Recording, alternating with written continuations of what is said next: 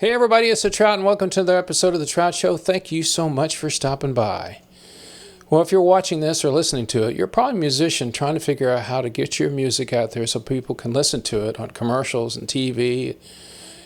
Even in your favorite retail store, when you go and listen, you're like, who is that playing? Well, you've come to the right place because today I speak to one of the premier experts about sync licensing. Her name is Jessica Collado. Now, Jessica is the assistant professor of business of music up at University of North Texas, which is the largest music college in America. But she also owns a company called Nesco Music, where she helps people just like you learn about business of music, but also how to get your music out there in sync libraries. And she has a great service that we'll talk about during the video that provides the meta tagging for your song. Now, I'm a musician. I've been a musician my whole life. And just like you, I figured out, I think I've got songs that are good enough for people to listen to, whether it be, like I said, on TV or maybe a commercial or two. And I want to know how I can get to those people that make those decisions. Well, it's just like anything else. It's not easy. It requires work. But if you watch and listen to this video, you'll learn a lot about how to get just there to the right sources. Now, I'm going to tell you up front, it's like anything else that you have to do. It isn't going to be easy. You're not going to be lucky, and you're not going to be going like, one person listened to my song and they decided to give me a lot of money for it. That's usually not the way it works. But if you follow what Jessica talks about, and I talk about too, I think it'll help you a lot in learning about sync libraries and how to get into sync music, because it's everywhere, as I said. You might want to grab a pad and a pencil or some other writing instrument because there's a lot of information in here. It's rather lengthy. I'm not going to tell you, we're going to tell you everything in 5 minutes. But if you want to know about sync licensing, well, just stay tuned to this episode of The Trout Show, because that is what's next. Sync licensing and how to get to the right people. That's next on The Trout Show.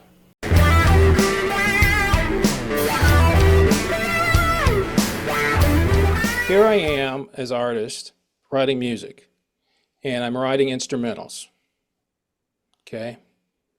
And because you and I both know that everywhere you go, whether you're watching TV, movies, commercials, in a Kohl's department store, music is playing. And a lot of times when you hear it, you go, who is that? And it's not somebody, we're talking about Taylor Swift. It's not like Taylor Swift. Mm-hmm. It's just this kind of nondescript thing that people play. So here you are. Let's just start from the beginning. You have music that's good. Let's just assume that the music is good. What would you recommend for somebody that's just starting out to try to get their music out to people to listen to? Well, I think I go back to the very first thing, which I think is still pretty strong, or definitely making a comeback now, even after COVID, is if you want people to listen to your music, you got to perform, right?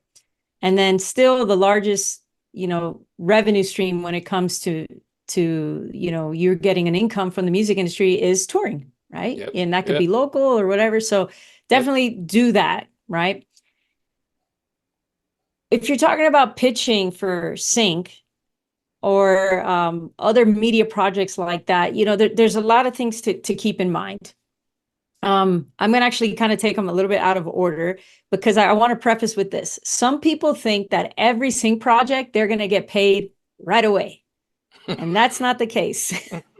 Sometimes it could take a year before you can actually get paid, or a few weeks or months, whatever. But there have been cases where you'll go on a long time and you will not see that paycheck that sounded really great in the beginning. Okay, so why? Now I know, working at the recording industry, it takes months to get your first royalty check or whatever it is. You write a song a year later. Why do you think it takes so long for them to pay people? Is it because it's designed that way, or the project goes along? I don't know. It varies with what production companies you're working with. And remember, you're not just dealing with the music industry, where it's everybody knows, okay, you go to your PRO, or now you got the MLC that pays out, very frequent and things like that. But you're dealing with either an advertising agency or a film production company or a TV network. Probably a lot of hands that have to go through this, a lot of clearances and things like that. And they probably have to I don't know. I don't work in that area of media specifically, Yeah. but I think that's probably why it takes a long time. So if musicians aren't careful about kind of, first of all, asking that question first. Let's say you pitch your song. So, okay, let's start from the beginning, right?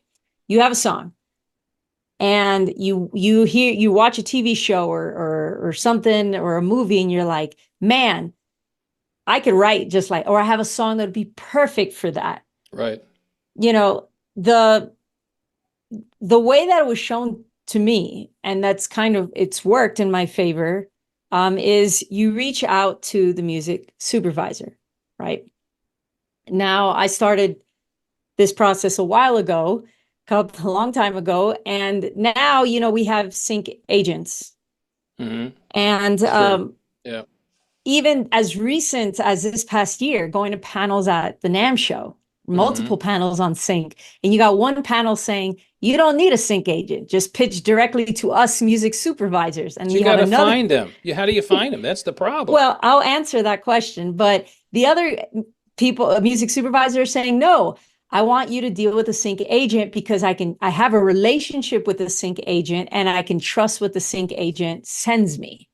And there's also a process that the sync agent can also double check and triple check to make sure that like the samples are cleared if you have any samples in your song, the ownership, like they get everything in order before they pitch it to the supervisor. Right. So it's very relationship based.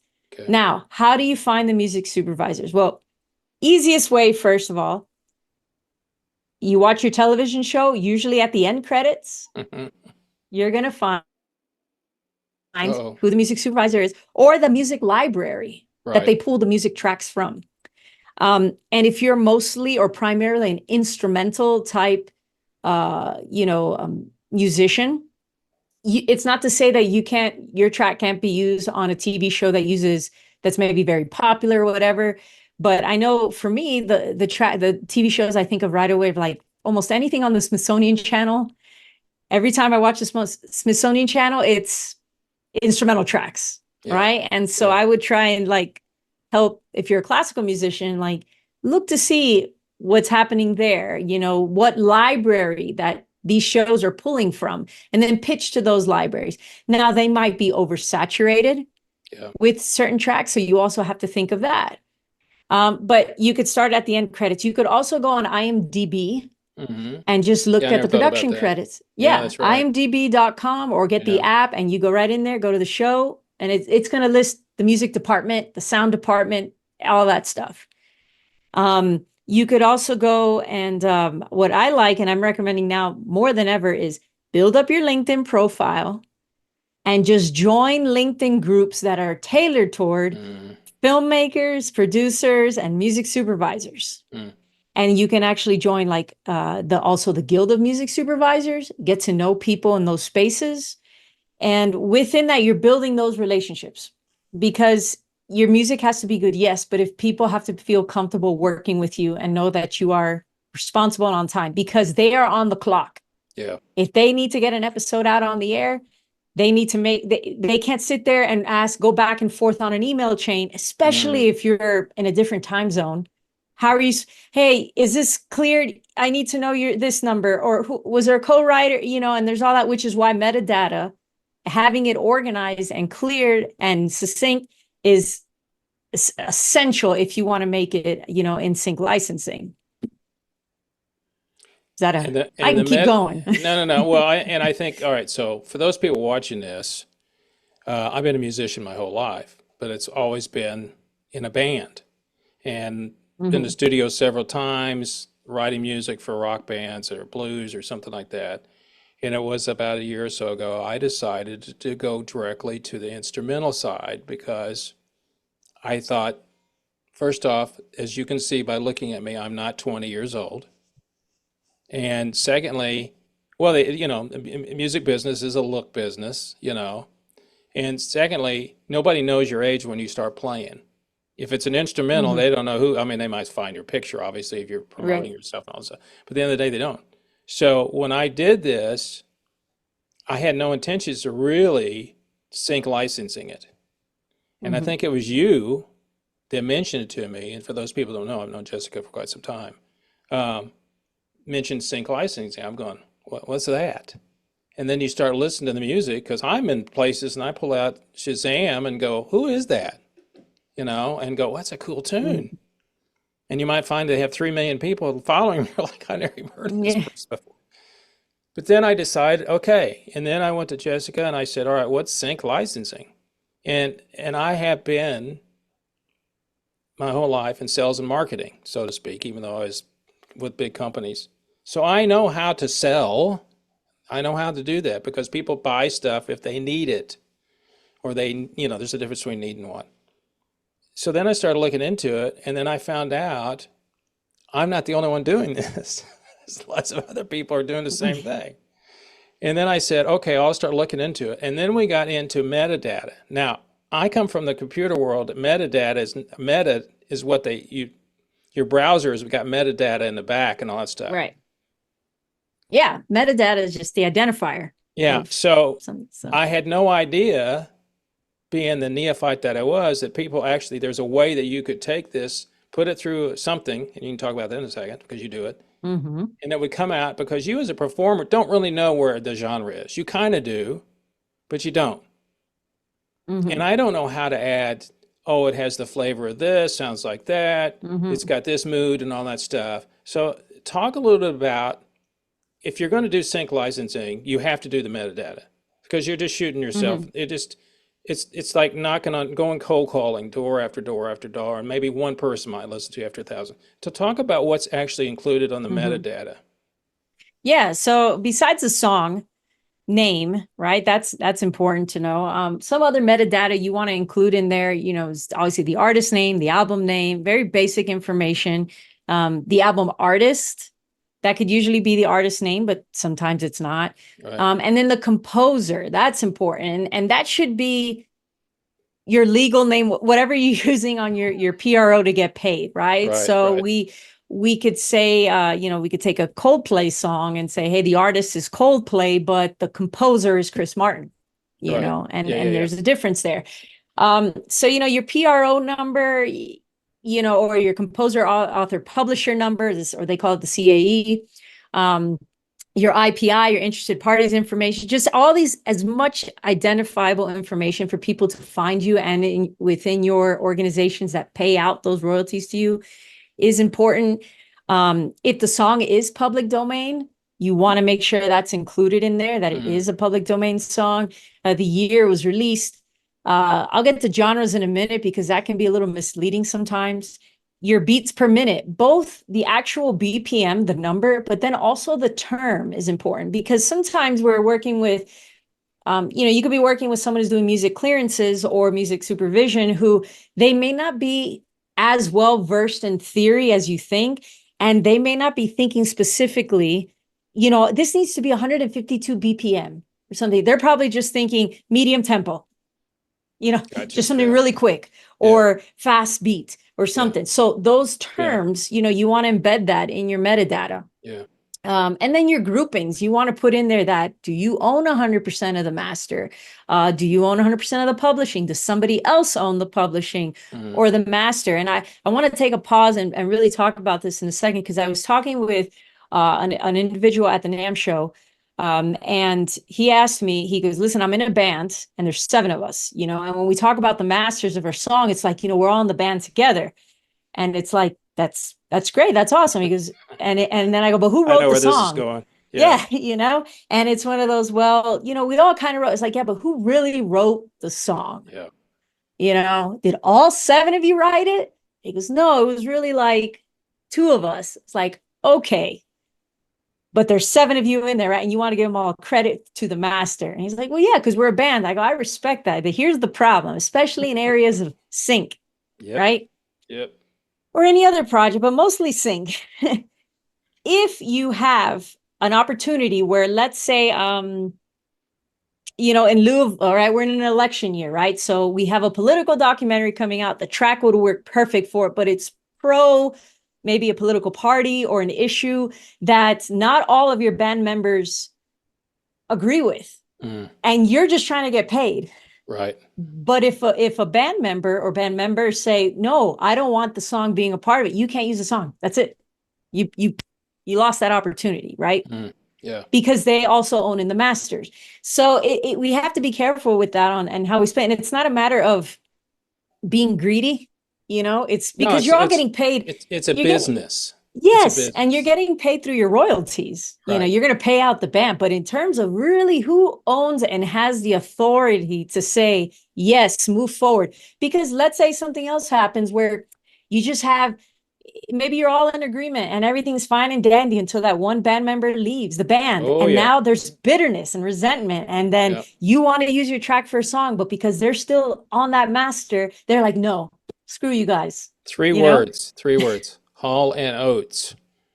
Oh, yeah, there you go. There you go. Come on. Yeah. So that's, so we got to be really clear, think about that, notice to artists about your masters, about that. Paying out royalties. I want to go back to the very beginning. Everybody I usually talk to, it doesn't matter which country they're in, they are smart enough now to get their copyright. They do get a copyright, but that's where it all starts. If you own the copyright to the song, you're the copywriter. Yeah. And then you go to the next, you were talking about pro. So you either have to be an ASCAP or BMI, and different countries have different pros, but I'm a BMI artist. And then that actually gives you, from the beginning, because it's just well known, and I know YouTube does a good job about it to a certain degree, to extremes sometimes, using copyrighted material, they find out you're using, because I put stuff up all the time. Even I have permission from the artist, I have to go to great lengths sometimes to get it out there. I just say, screw it, I'm not going to be monetized on this video, because it's just not worth it. But once you get the BMI, you got the copyright in the BMI, then the next level, of course, is whether you want to publish or not. That and that's a whole different ball game. Because I talked to one earlier this year. In fact, I'm going to call them back again. They're interested in publishing my music, because that's another person that gets money. Yes. Because they were, excuse me, they're very clear up front. This is how it works. Yeah. You have this and you have that. And we get this much and you get that. I said, okay. But I want to tell you a quick story. So back in the 90s, excuse me, I was in a band and we were getting ready to get signed. I wrote all the music and we're having a meeting, and they started getting, their feet got a little cold, and they were like, oh, what's the problem? You're here now. This is where you've led up to this point. Well, this is how I know it goes. We're not going to make as much money as you. I'm like, what are you talking about? Well, you write all the songs. Yeah. Excuse me. And I go, yeah, and? Are they good? Well, yeah, we reuse them. I said, okay, so here's the deal. Yes, I wrote this song. I get paid for writing the song, but there's 6 of us. So if we're selling, back then they sold CDs still. So if we're selling CDs, merchandise, touring, you still get 1/6 of that. Well, it's just not fair. And I went, okay. I mean, it's stupid, but you're 100% right. When you were talking to that gentleman, like, who owns the master? Because it's all nice.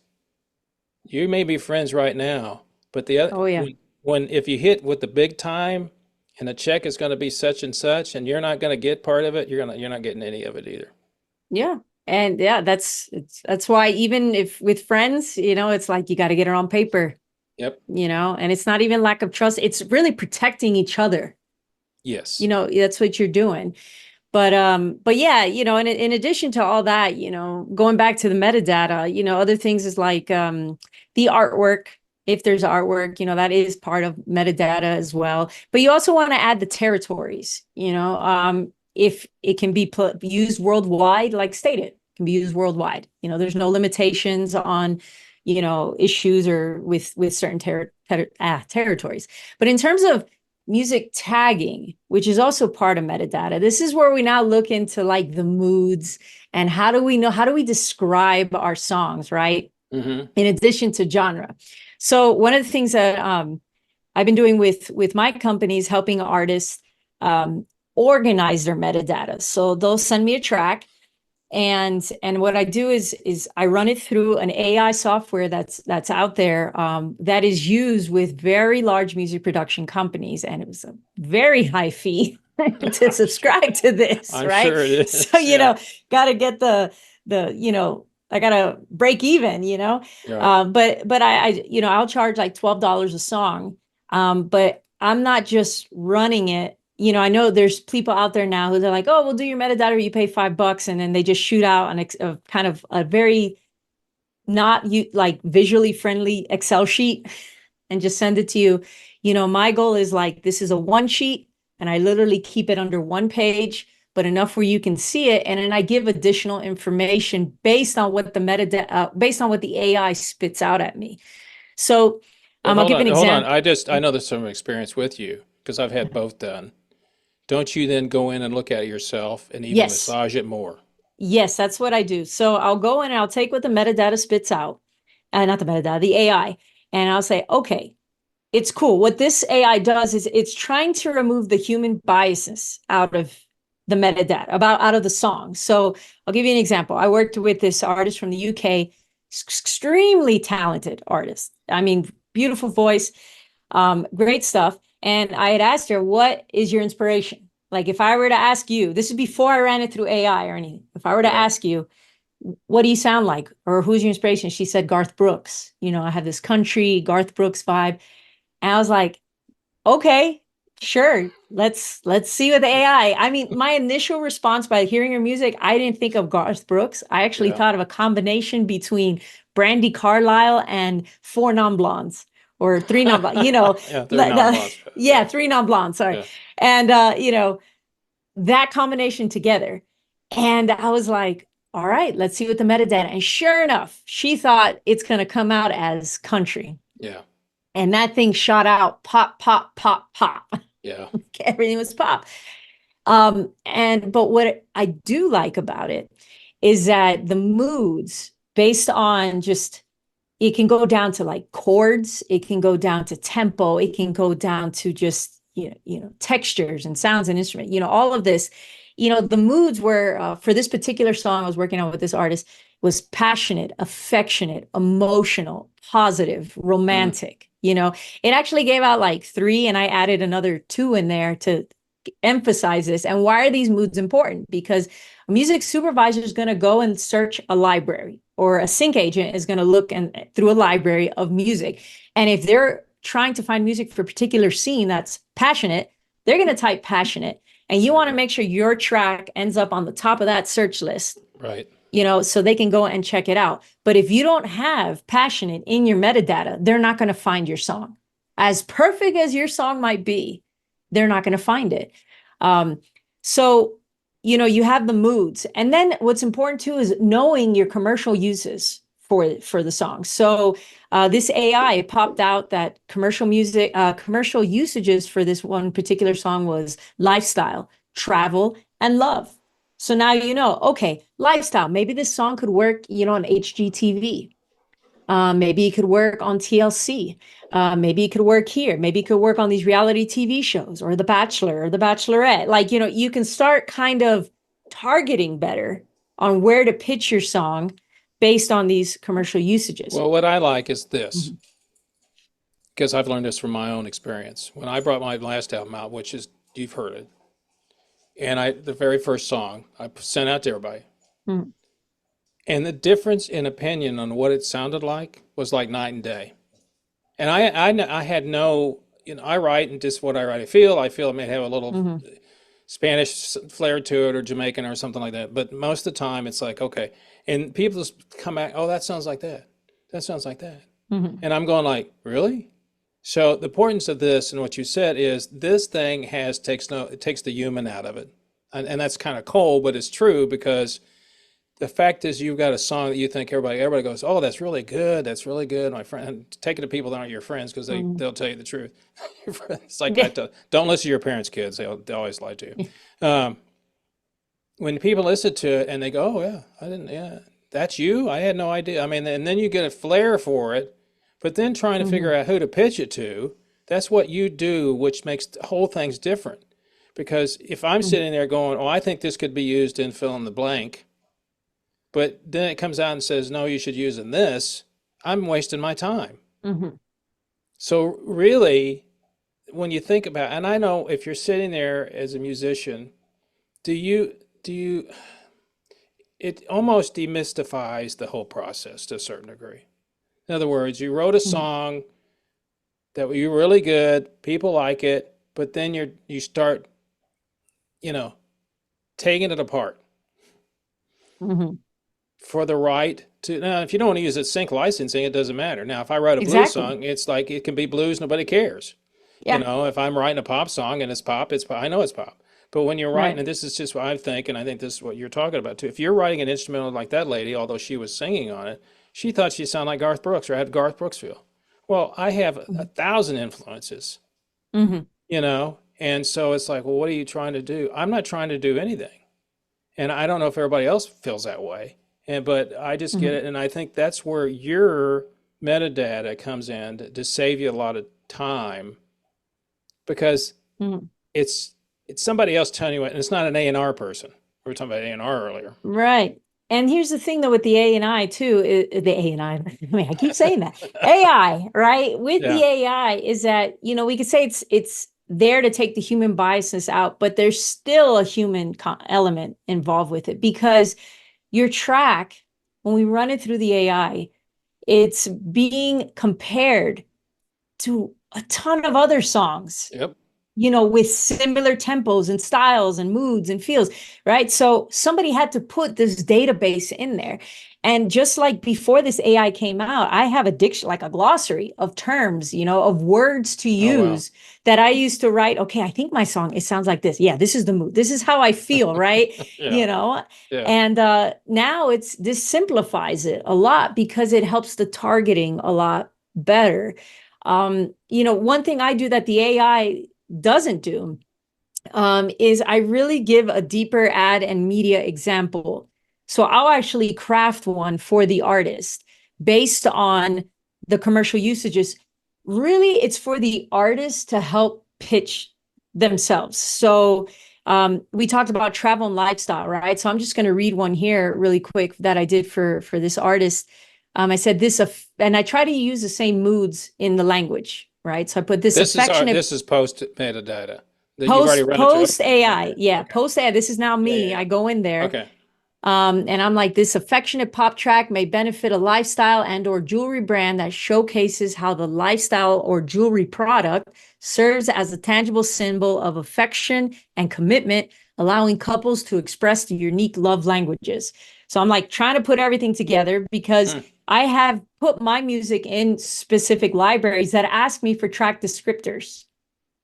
This is very specific to a commercial usage. The artist doesn't have to use it if they want to, or they can tweak it. But it's just kind of giving them a foundation of saying, when you describe your track and somebody says, why should we use your track? Or think about if you're an ad agency and you're Yeah. listening, why should we use this track? You know, well, this track does this, does that. Um, so the other things that the AI spits out too is like just the primary instruments. It won't list every instrument, but then you can go in and add more to it. The key is important. And I love this one, the decades. So even though something is written in the 2020s, right? Yeah. It'll come out as like 1950s. Hmm. If it's Yeah. just done the right way, it'll I say see this that. is a 1950s decade. So it's not that music supervisor have to pull something out from the 50s. If it sounds like the 50s, like I remember when Leon Bridges came out, his first album, I was like, whoa, this is what a throwback. And it was a very modern album. Yeah. But yeah, so things like that, I organize it in a one sheet and then I send it back to the artist and it says, this is for your record, for your keeping. And on top of that, I also ask them to send me their PRO information. And so I can organize their Right. groupings. And if a music supervisor or sync agent or somebody says, hey, do you have, this information? All you have to do is, sure, send them this PDF of all your information, nice and organized. Not in a crazy Excel No, sheet. no, It's I've just seen one doc. it's very well done. Yeah. And just sending it in and going from there. But one thing I have noticed, and I've even done this for my music, is you start seeing a trend of your sound. So it really does help identify your voice, Yeah. with certain things. I primarily write in Latin music, and Latin urban styles. And, one of my first big sync gigs was for a reality TV show on Mexican boxing. I'm not Mexican, I'm Cuban Puerto Rican, but it was a lot of Latin music. Yeah. And I did a lot of that show. And then I just kind of fell into this space where it's like, Jessica's your Latin go-to girl, do Latin music. Oh yeah. So I started creating more Latin electronic stuff or kind of what I thought was lo-fi with certain things. And I put it, and then I'm running my stuff through metadata, and the word Latin is not even coming out. And like my musicology brain can come on and be like, that's inaccurate, that's wrong. But I also have to think about the business brain, and that if a music supervisor does not know the genre, but they may listen to like Spanish gypsy guitar or whatever, and it reminds them of chill music or more relaxed music, Yeah. or ambient or just world or something, and not specifically Latin, like the way I'm thinking about it. I have to remember I have to cater to that. So my tracks are coming out chill, like a lot of them are chill. So I just write chill Latin, chill Latin. Like I'm adding that Latin to it because I know what I'm doing theoretically with Latin music in it, but I'm keeping that chill element in the metadata so they know if they type up chill, my track's going to come up. It still comes down to human listening and deciding whether they want to use it or not. I mean, Absolutely. it's where it all Yeah. comes down to. And it's kind of like, to me, it's no, we were talking about A&R people. They are really an AR person, except they got them. It's not like an AR person that's trying to find the next big band or next big singer or whatever.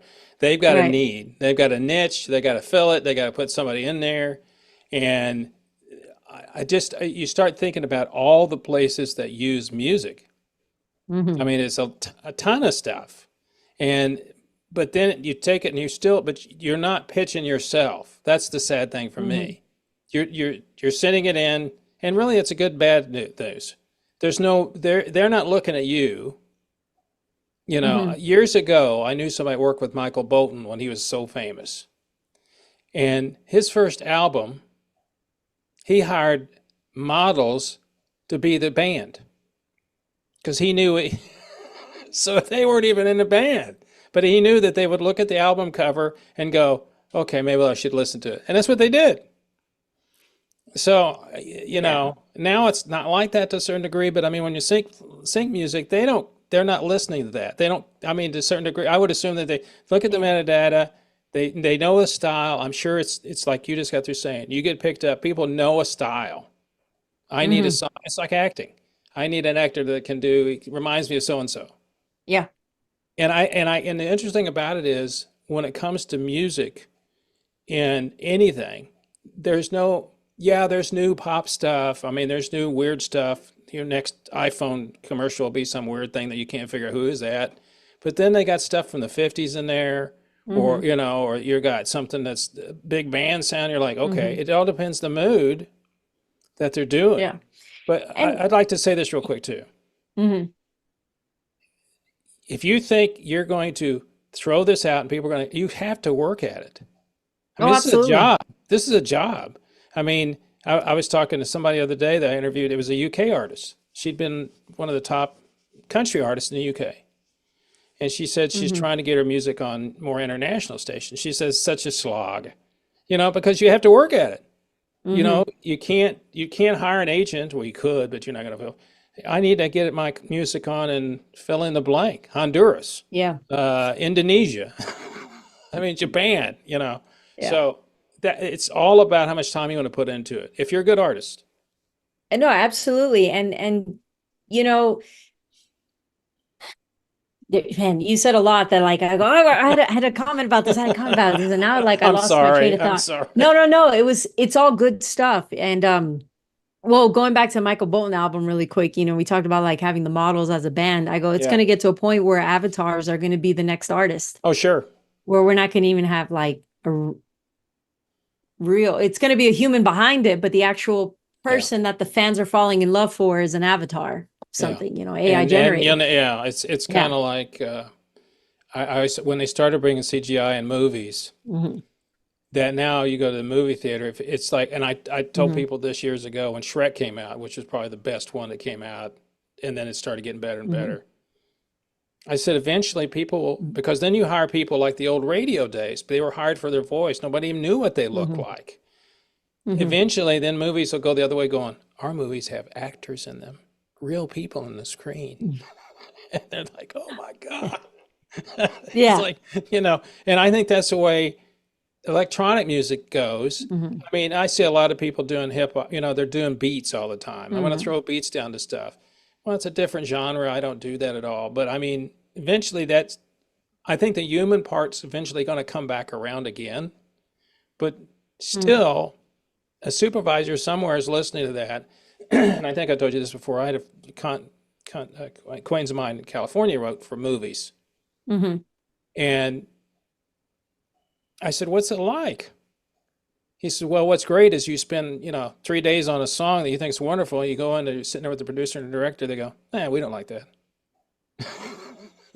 So, Well, that's that. There you go. You triggered the thought. Now I remember what I was going to say. Well, okay. two things on that topic. So one is, I would encourage if you're an artist listening to this and you're trying to get into the sync world, or you're like, my gosh, it's just so saturated. I've pitched to sync agents, because some agencies make you pay a monthly subscription and there's no guarantee that your song's going to get selected for whatever project. So you're just Right. putting money out there. If you got to put your entrepreneurial brain on, right? And you got to go out and start connecting with the actual boutique marketing agencies themselves. If you're in a small town, or I'm just using this as an example, I mean, it can work Right. anywhere, but like, who are your marketing agency, your ad agencies? And, put together your EPK and go and walk and just really introduce yourself and start building these relationships with people where That's they don't have to interesting. go out and That's something I never thought about. just go, I and mean, that's the something you worst, could put a gun, go into an agency and go here. Yeah. I mean, and they may reject you. They may say, well, Yeah, but it but doesn't guess matter. what? Just go out there and ask them, because the chances are, let's say somebody does listen to your album one day, or a song that you leave behind or something like that. And they're like, you know what, this would be perfect, but it's one of those that it doesn't hurt to be proactive and just go out there and connect on them. And it doesn't cost you anything to do No, that it's just besides maybe time. It's gas just and your time. time, right? Yeah. But I think that's something, when it comes to time, that would be time worthwhile, like to use your time to do that.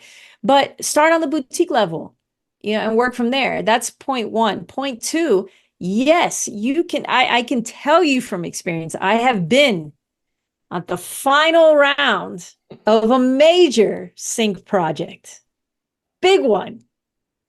And I followed the brief, when I got the phone call from the music house that hired me out of New York. And they're like, Jessica, this is it. They send me the prototype commercial. The commercial wasn't even fully done. Like, it was completed, but the CGI hadn't been put in yet.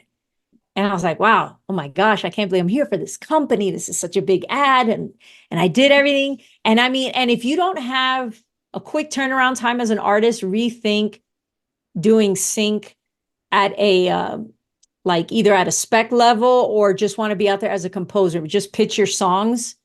But what the work I did was, sometimes I get a call and they'll say, hey, do you have something in your library? And I've developed relationships with music supervisor and sync, agencies or music houses, what they call them, and say, no, but I can whip one out for you in like 2 hours. I have something, and, I kind of have my templates, and I can go in and give you what you want. And so, I'm working back and forth, and it was a very stressful 48 hours. And then, go and I find out, I get a text message with, hey, it's like, it's your track is like right there. It's so that we're all excited because everybody would win in this. The music house, those guys get paid, I get paid. It would be great. And next thing I know, it just went crickets. Like, I didn't hear about from anyone for a week. And by that point, it's kind of like, well, we know this is, I didn't get it. And I was like, what happened? Turn on the TV, Super Bowl Sunday. And there's the commercial with no music. Here's the thing. It was more sound design. Oh, man. But here's the thing. It was more like sound design than it was like what their creative brief, what they wanted. And so in the ad world, that's one thing I learned really quick. It's not that I made a bad track, because it's very easy to beat yourself up. Oh, man, sure. I made a terrible track and all that stuff like that. What was kind is I still got paid some money from the music house, and then it stayed in their library. So we're going to pay you a portion. It was nothing what I would actually get from Well, the let's Super just, Bowl all right, commercial. can we ask it, what would have been the big number that you were going to get? I would say it would definitely have been five figures, Oh man, probably. Yeah, I would say maybe I'm along that hurting. I'm line. feeling painful now for that. Yeah. Yeah, yeah. But this was a long time ago, so if it wasn't, I would say it would be five, maybe close to Well, that still, for that's a lot something. of Yeah. money. So anyway, this was really something where I was like, well, it happened, and I'm watching this commercial, and I go, what happened? And they have the right to change their mind. Sure. And so that's the other thing that you have to keep in mind when you go into this world of sync and writing for just film and television or ad agencies, because they can come up with one idea and then tomorrow they change their mind altogether. There also been very, it's kind of sad to say, but situations where they'll hire professional composers and they'll listen to these tracks. Oh yeah, these are good, these are good. And then they hire their internal composers to make a copy track. Yeah. Yep. And then you never get paid for it. Yeah. So it's can be, you know, pretty dirty, right? That they do that sometimes, but it is a business. Doesn't mean it's ethical and certain things like that, but you just got to keep going. It really is something you have to do all the time and like exercise some time management and do that. But don't dismiss other sources of income to Oh no. sustain your music career. Yeah. Keep playing, keep touring, keep writing, if you can give music lessons or do covers. Like I just finished doing some drum programming for a film. Yep. So, Yeah. it's kind of like, hey, that's fun. I'm a drummer. And I was like, I can do this. This is great.